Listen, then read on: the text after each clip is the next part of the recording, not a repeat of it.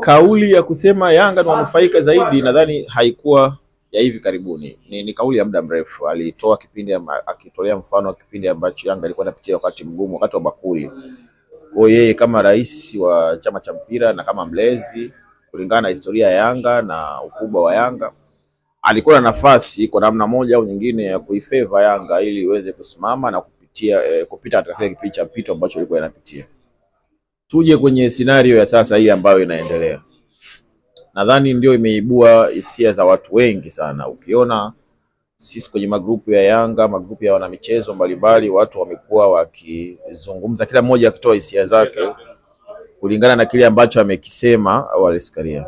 Nikimnukuu, alisema kuhusu uhuni na mambo ya kitoto na ya kijinga ambayo yamekuwa yakifanywa na hivi vilabu vyetu viwili. Lakini pia amekiri katika eneo moja ambalo nafikiri ndio litamfunga yeye binafsi au bodi yake ya bodi ya ligi ambayo iko chini yake kwa namna moja au nyingine, kwa sababu ni chombo cha TFF na vilabu. Alikiri kwamba kwa nini wanashinikiza kujiuzuru? Kwani wao kwenye nafasi zao hawana makosa? Kwa hiyo maana yake ni kwamba kwanza amekiri makosa yapo. Shida ni kwamba yale makosa hukumu yake ni kujiuzuru. Unaona Kwa yeye kama rais wa mpira, kama kwa nafasi yake, sidhani kama alikuwa kuna uharaka wa yeye kutoa maoni yake binafsi au mtazamo wake kwenye hili jambo. Angesubiri uamuzi wa vikao halali vya shirikisho ili viweze kutoa maamuzi kuhusu jambo hili. Maamuzi ya namna gani? Kwa sababu kuna barua ya malalamiko ya Yanga. Malalamiko ya Yanga yalitoa mapendekezo na ile barua haikuandikwa na kiongozi yoyote wa Yanga. Yaani yale mapendekezo sio maoni ya kiongozi fulani wa Yanga. Yale ni maoni ya kamati ya utendaji ya Yanga ambayo ni chombo halali kilichosajiliwa pale TFF kikatiba kwamba ndio ngazi ya juu ya uongozi wa Young Africans. Walikaa kikao wakakubaliana kwamba sisi kama Young Africans mechi namba 184 iliyopaswa kuchezwa tarehe 8 mwezi Machi mwaka huu hatutaweza kuirudia tena kwa sababu tulizoziainisha hapo chini. Umeelewa? Simba Sports kabla ya shirikisho au bodi ya ligi kuahirisha mechi tayari walishaonesha nia ya kuto kushiriki mchezo husika wa tarehe 8 mchezo namba 188 ambao ulipaswa kuchezwa tarehe 8. Simba iliandika barua saa 8 za usiku, iliandika statement yake saa 8 za usiku, ikatoa press release wakidai kwamba wao hawatacheza kulingana na kadhia waliopatiwa muda mfupi uliopita ambao ilikuwa ni tarehe 7 walipoenda kufanya mazoezi katika dimba la Benjamin Mkapa. Kuna kadhia ilitokea ambayo ilipelekea wao kutokufanya mazoezi.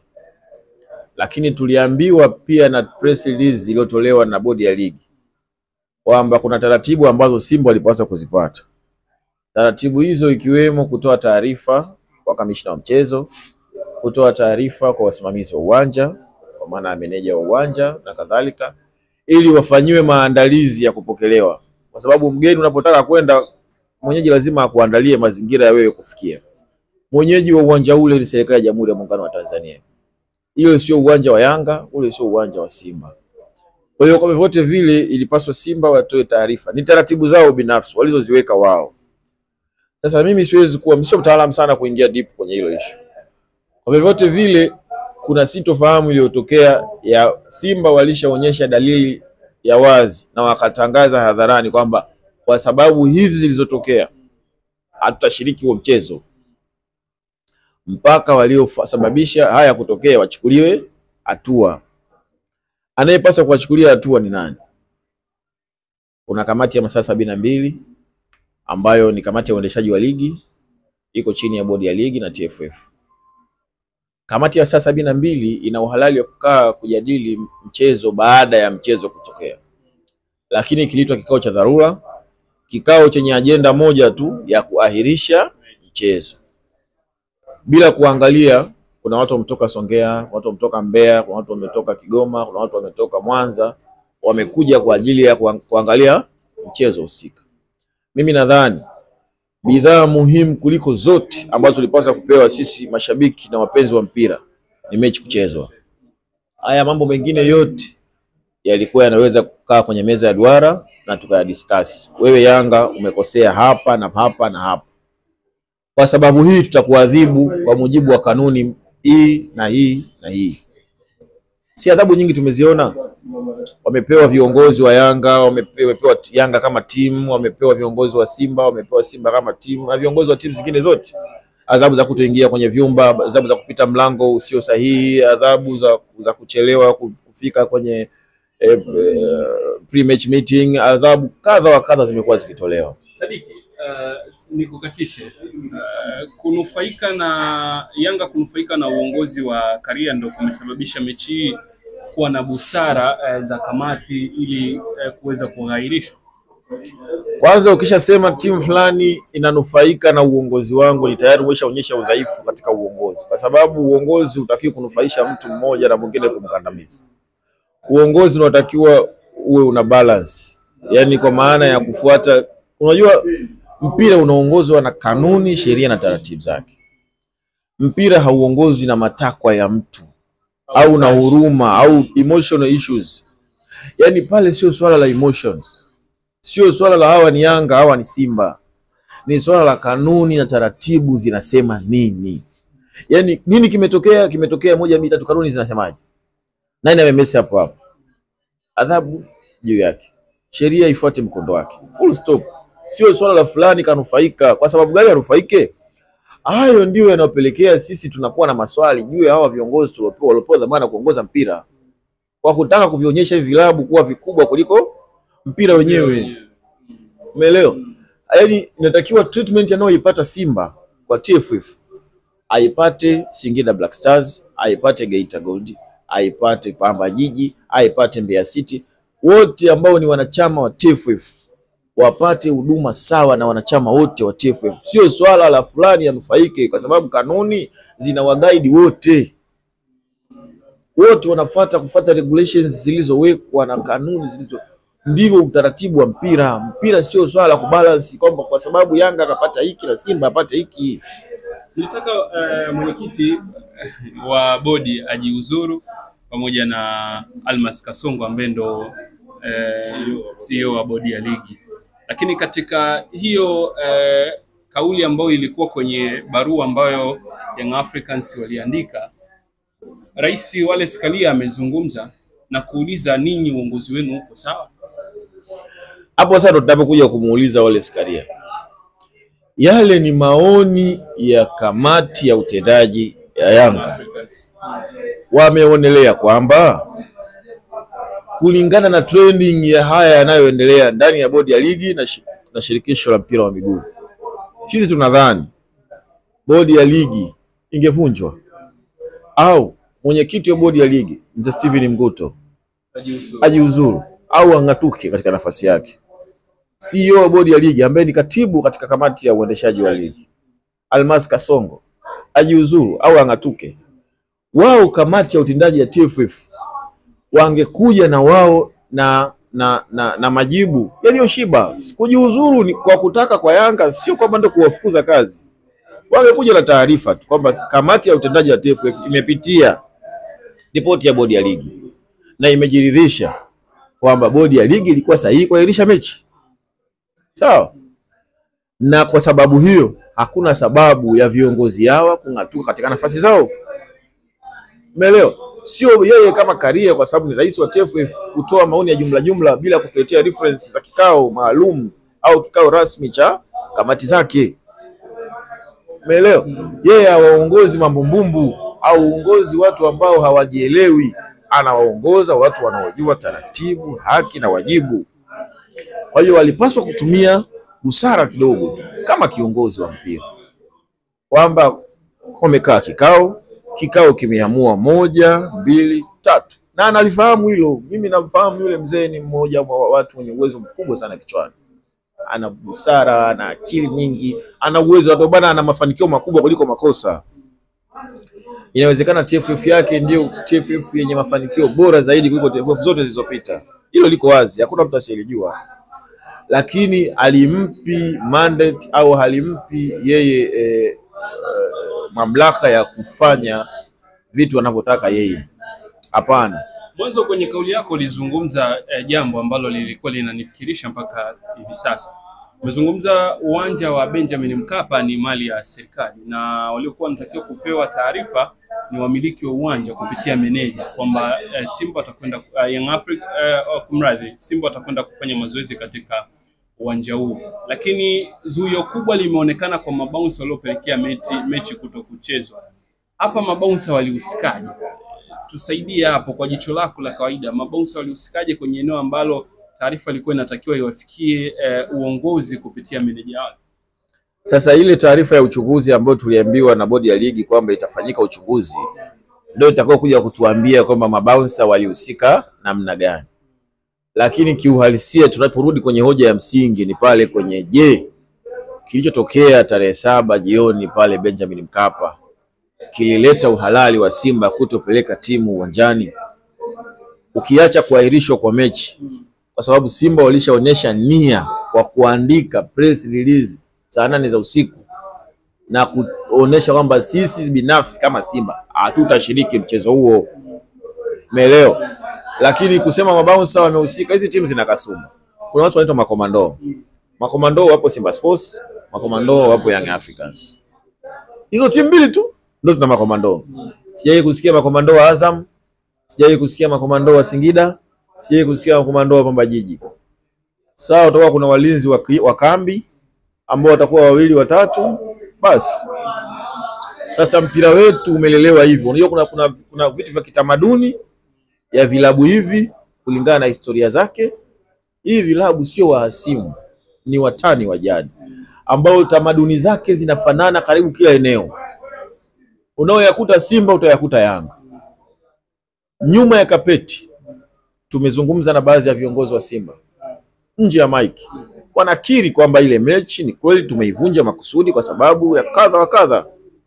Sababu za nje ya uwanja. Sababu ambazo zingine zinaweza zikawa na athari uwanjani, kwa sababu yao moja kubwa waliosababisha ile mechi isichezwe, wanadai kikosi chao kwa tayari kucheza na Young Africans kwenye ile mechi. Sasa watafanyaje ili kwa lazima walete hila?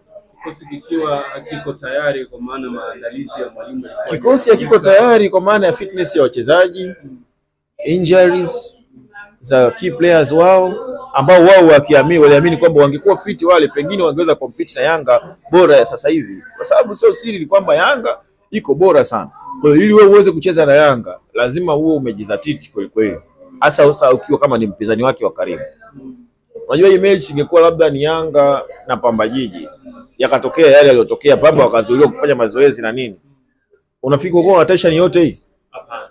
Tension yote hii kwa sababu ni swala la watani wa jadi. Tutoe mfano tu hai, juzi si imetokea Zamalek na Ahli, mechi haikuchezwa, Ahli ya kwenda uwanjani. Tumesikia federation imewapa pointi Zamalek na magoli matatu, si ndio? Na kuahirisha mchezo pamoja na Ahli kutoa taarifa mapema ya kutaka referee wa mchezo asitoke ndani ya nchi yao, si ndio?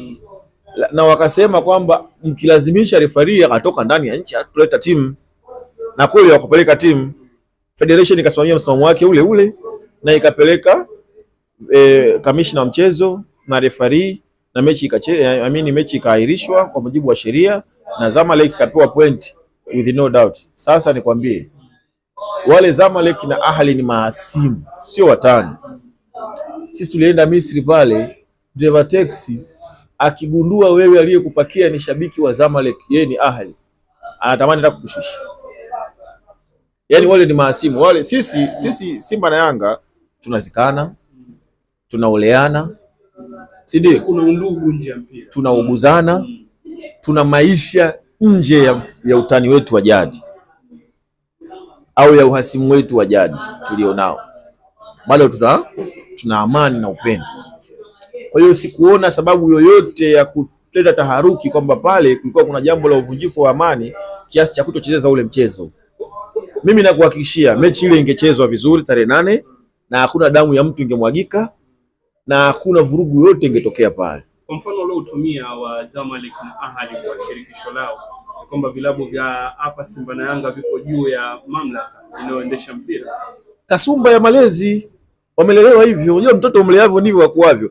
Hivi vilabu shehe wangu nikwambie, ukitaka uchukiwe na hivi vilabu viwili, sema ukweli kuhusu hivi vilabu viwili. Yaani wewe si ni Yanga kwa mfano, iseme tu Yanga kwamba bana hapa Yanga viongozi mmepuyanga, hapa kuna 1 2 3 mmekosea, hapa kuna hili, utachukiwa kwanza na Yanga wenzako. Watu hawapendi kuambiwa ukweli. Vilabu vyetu vimelelewa katika misingi ya namna hiyo. Kudekezwa.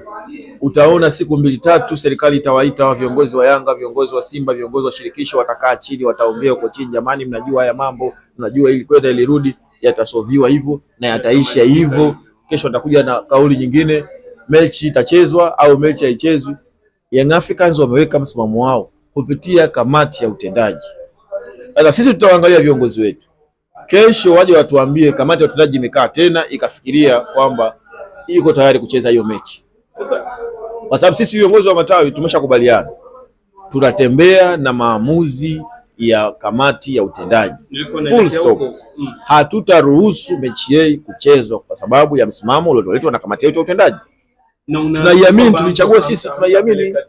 Tumeweka kwa sababu gani? Kwamba mtapeleka timu. Hatupeleki timu kwa sababu kamati ya utendaji imekaa na ikaonelea ule mchezo tulikuwa na kila sababu ya kuchezwa. Sasa kilicho na wasi tupeleka timu tarehe 8. Nirudia kwa Young Africans kama mtapeleka timu kwa tarehe iliyopangwa. Tarehe gani? Hawajapanga tarehe bado. Haijapangwa kwa tarehe. Kwa nini kwanza, kwa nini wapange tarehe bila kutupa sababu za msingi za wao kupanga kuahirisha mchezo? Na kama mchezo waliwairisha masaa 4 kabla ya mechi kuchezwa, watu waambie zile gharama tulizotumia kuandaa ile mechi wanatulipa? Wako tayari kutulipa? Tutakuwa tayari sisi kupeleka mechi endapo mambo tuliyoainisha kwenye ile barua yatafuatwa. Tuko tayari kucheza sio mechi hata kesho. Sawa? Wawape sababu. Tuko tayari kucheza mechi hiyo kwa tarehe nyingine yoyote itakayopangwa endapo yale tuliyoyaainisha au yaliyoainishwa na kamati ya utendaji yatafuatwa. Full stop. Yaani no compromise. Huo ni msimamo wa ninyi wajumbe wa mkutano mkuu. Msimamo wa wajumbe wa mkutano mkuu. Kwa sababu ni msimamo wa kamati ya utendaji ya Young Africans. It's obviously ni msimamo wa wanachama wa Young Africans. Wale ni wawakilishi. Na wewe pia ni mwakilishi. Ndio nasema linapokuja swala la wanachama ambao ni wawakilishi katika mkutano mkuu wa Yanga, sisi viongozi wa matawi ndio wawakilishi wenyewe. Tunawazungumzia nini? Na ndio msimamo wetu. Sisi tuna vikao vyetu tunakaa. Sisi tuna maazimio yetu tunafanya. Tuna magrupu yetu tunaotuunganisha. Tumeshakubaliana jambo ni hilo. Tunasubiri filimbi. Wao kamati ya utendaji ya TFF, bodi ya ligi, watuambie sisi kulingana na scenario hii. Kanuni hizi zinasema hivi. Ujue sisi tunataka kanuni tu. Kanuni tu kama ambavyo wanazitumia kwenye kuadhibu makosa mbalimbali ya vilabu na viongozi, zitumike kwenye kutoa maamuzi kwenye jambo hili.